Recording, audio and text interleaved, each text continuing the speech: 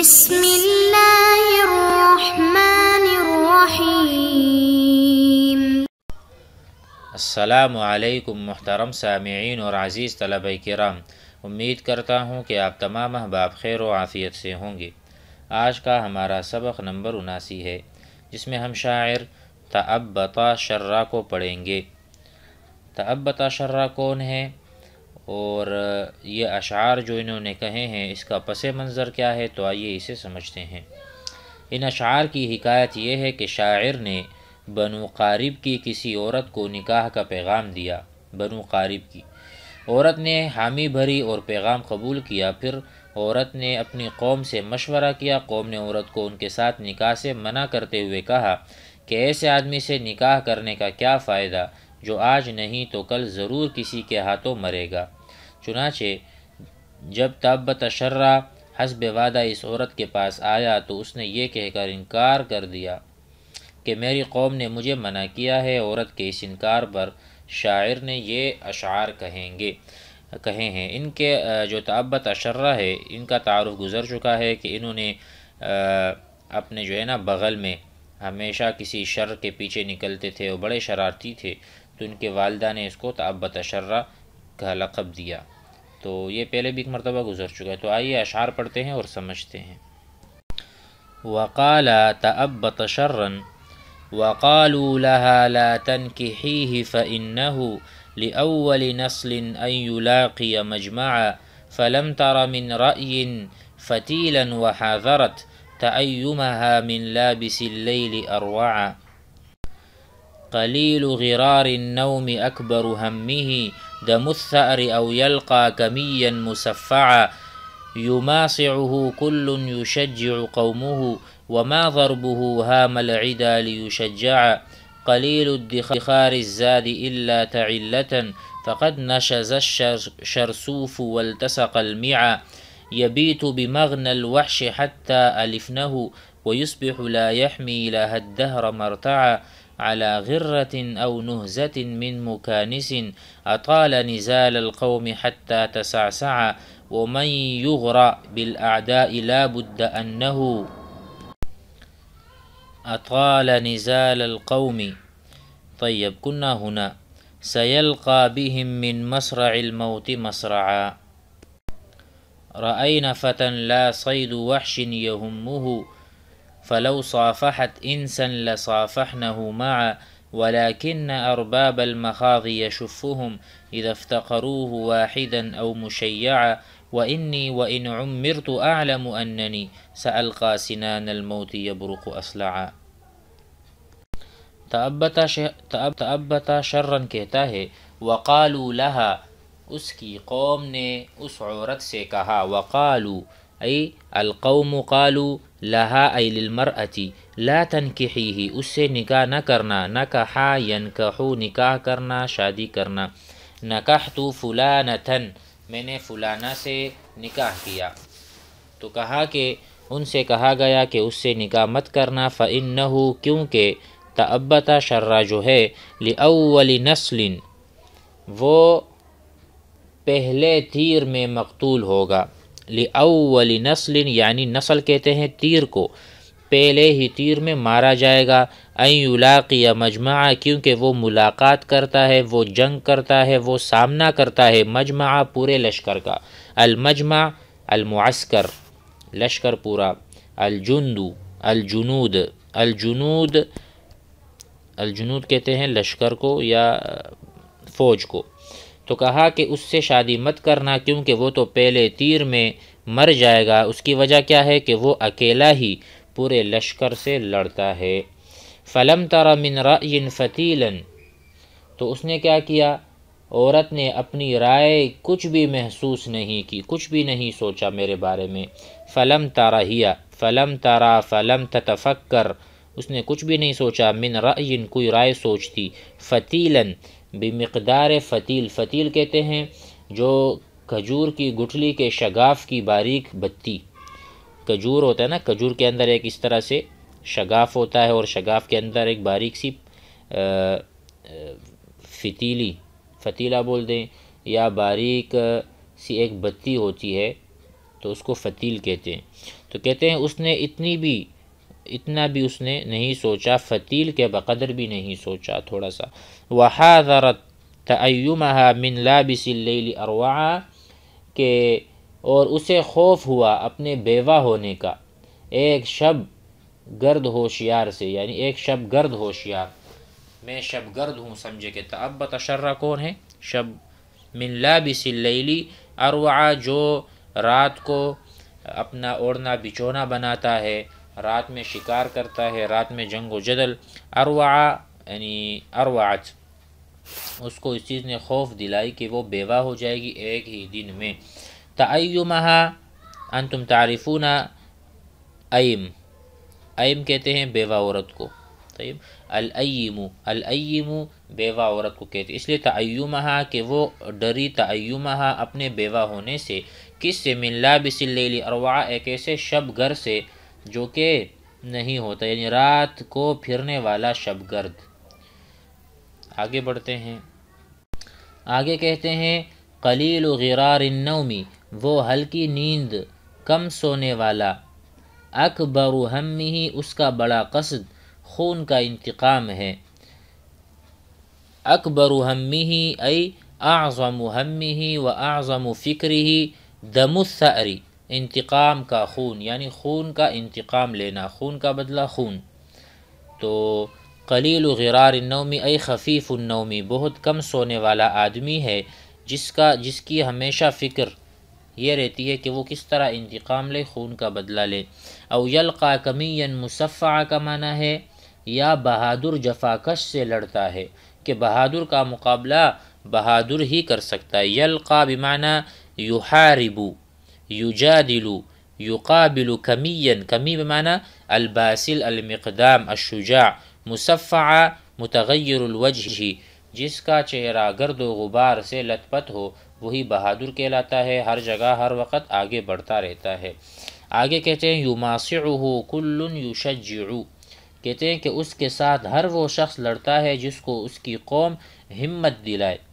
یماصع معنی جنگ کرنا، قتال کرنا، یماصعہ یقاتلہ، کل یشجع قومہ، وہ ہر آدمی اس سے لڑتا ہے، یعنی تعبت شرع سے، جس کو اس کی قوم ابھارتے ہیں اس کے خلاف۔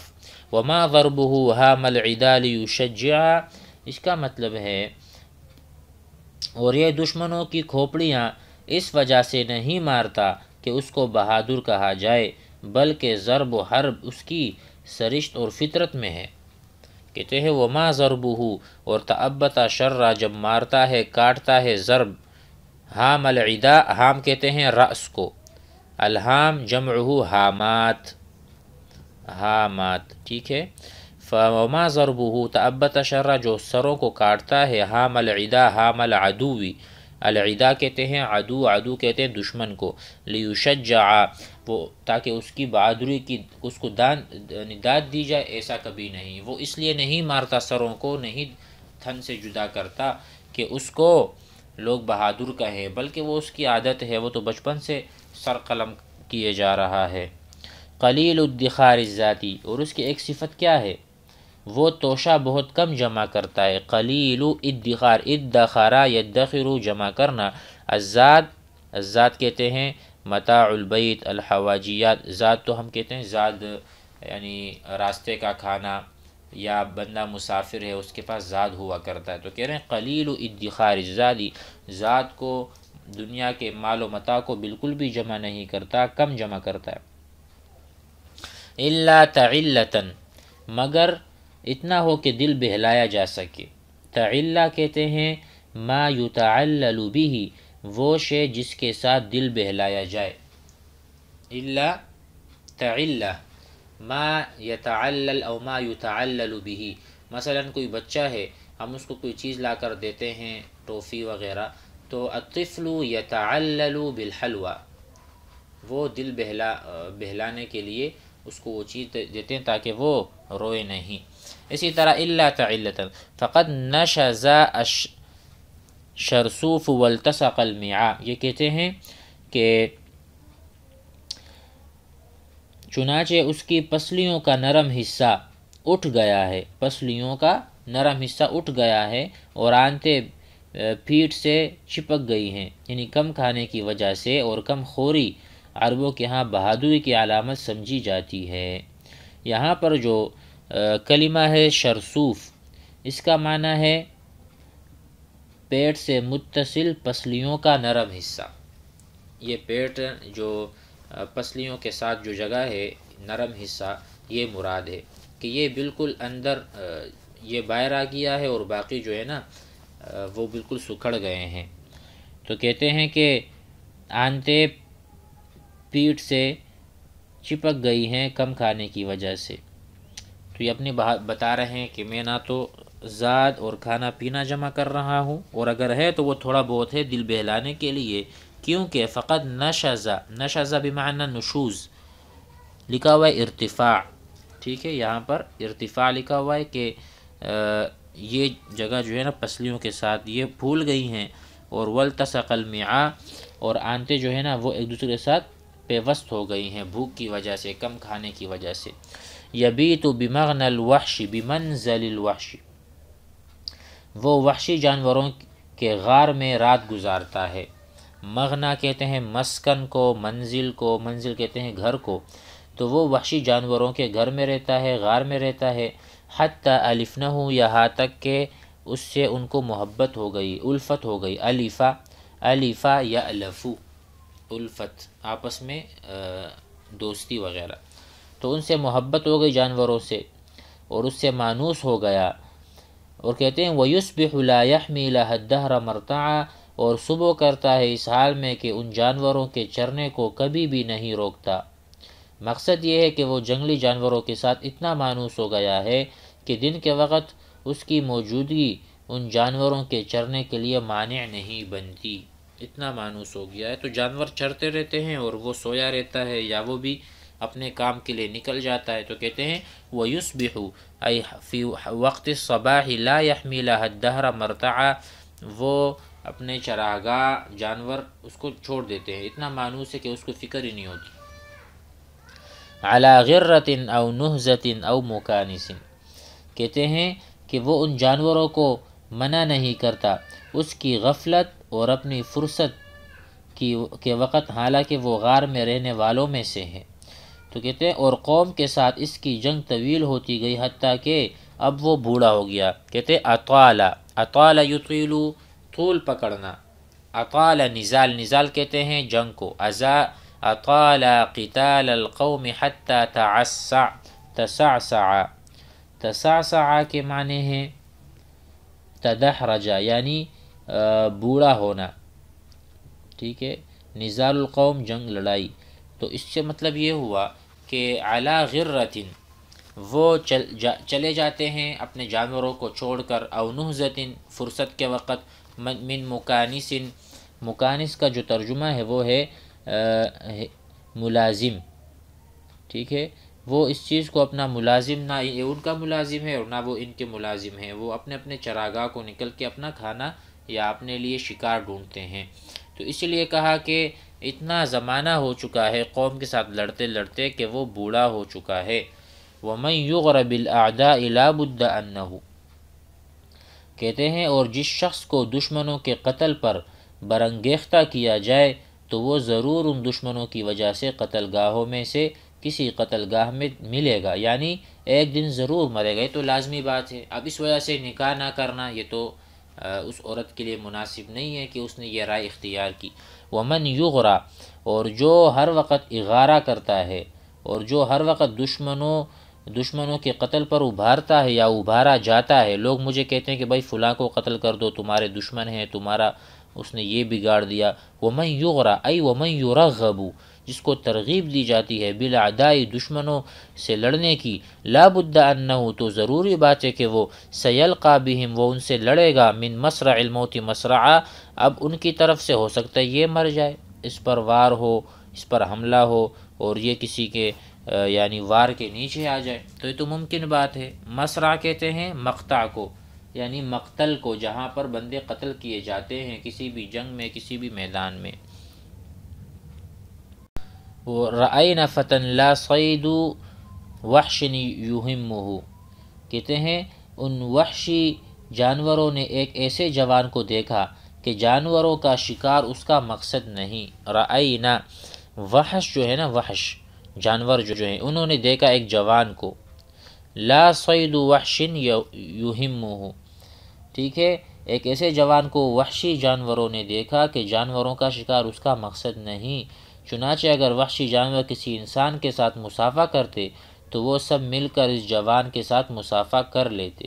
اس میں کیا بتانا چاہ رہے ہیں؟ اس میں بتانا چاہ رہے ہیں کہ بھائی میں صحرا نشین ہوں، کہ میری صحرا نشینی اتنی ہے کہ وحشی جانور بھی میرے ساتھ مانوس ہو گئے۔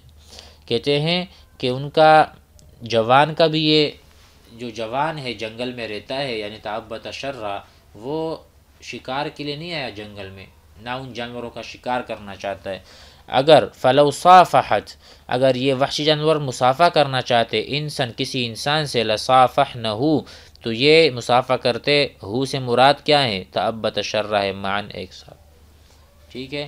ولیکن ارباب المخاض یشفہم، لیکن وہ جوان حاملہ اونٹنیوں کے مالکوں کو کمزور لاغر کر دیتا ہے۔ ولیکن، لیکن ارباب المخاض یشفہم ای یجعلہم ہزیلا، ہزیل کہتے ہیں ضعیف اور کمزور کو، ٹھیک ہے۔ اذا افتقروا واحدا او مشیعا، اس کا مطلب ہے جس وقت وہ اس کو تنہا یا ساتھیوں کے ہمراہ تلاش کرتے ہیں، یعنی وہ وحشی جانوروں کا شکار نہیں کرتا بلکہ اونٹنیوں کا قصد کرتا ہے، کیونکہ اونٹنیاں عربوں کی بہترین دولت ہے، اور جب یہ اونٹنیوں کو لے کر صحرا کی جانب نکلتا ہے تو ان کے مالکان اس کی تلاش میں صحرا نوردی کر کر کے خوار اور لاغر ہو جاتے ہیں۔ یہ بتانا چاہ رہے ہیں کہ میں یہ بھی کرتا ہوں۔ ولیکن ارباب المخاضی، جو اونٹیوں کے مالک ہیں، یشفہم، یہ گھومتے رہتے ہیں کیا کرنے؟ اذا افتقروا، جب ان کو پتہ چلتا ہے کہ ہماری اونٹیاں چوری ہو چکی ہیں، واحدا او مشیعا، تو یہ آتے ہیں اور ڈھونڈتے ہیں، تلاش کرتے ہیں، اور اس کی وجہ سے ان کو بڑی مشقت اور دقت اٹھانی پڑتی ہے، ٹھیک ہے۔ کرے رخصت کرنے کے لیے ہمراہ جانا وغیرہ وغیرہ، ایسے اونٹنیوں کو ہم غصب کر لیتے ہیں۔ وَإِنِّي وَإِنْ عُمِّرْتُ أَعْلَمُ أَنَّنِي، اب اخیر میں کہتے ہیں اور بے شک میں جانتا ہوں کہ میں ان قریب موت کے چمکدار صیقل شدہ نیزے سے ملوں گا۔ وَإِنِّي وَإِنْ عُمِّرْتُ أَعْلَمُ أَنَّنِي سَأَلْقَى سِنَانَ الْمَوْتِ، سِنَانَ الْمَوْتِ صیقل نیزہ، چمکدار نیزہ، اس سے میں جا ملوں گا۔ یبرق اصلع، جو کہ بہت چمکدار ہے اور چمک رہے، برق یبرق، چمکنا، اصلع بالکل صاف ستھری چمکدار نیزہ۔ تو کہتے ہیں اگرچہ میری عمر طویل ہو گئی ہے، وَإِنْ عُمِّرْتُ ای عمری اصبح کثیرا جدا وَأَصْبَحْتُ مُسِنًّا مع ذلك سوف القا سوف اموت فی الحرب، میں تو جنگ کے میدان میں ہی مروں گا۔ اگرچہ میری عمر طویل ہو گئی ہے اور بوڑھا ہو گیا ہوں، یعنی جنگوں میں کثرت شرکت کی وجہ سے ایک دن ضرور مارا جاؤں گا، تو یہ تو کوئی بات نہ ہوئی کہ مجھ سے فلانا نکاح نہیں کرتی۔ امید ہے کہ سبق آپ حضرات کو سمجھ میں آ گیا ہوگا۔ والسلام علیکم۔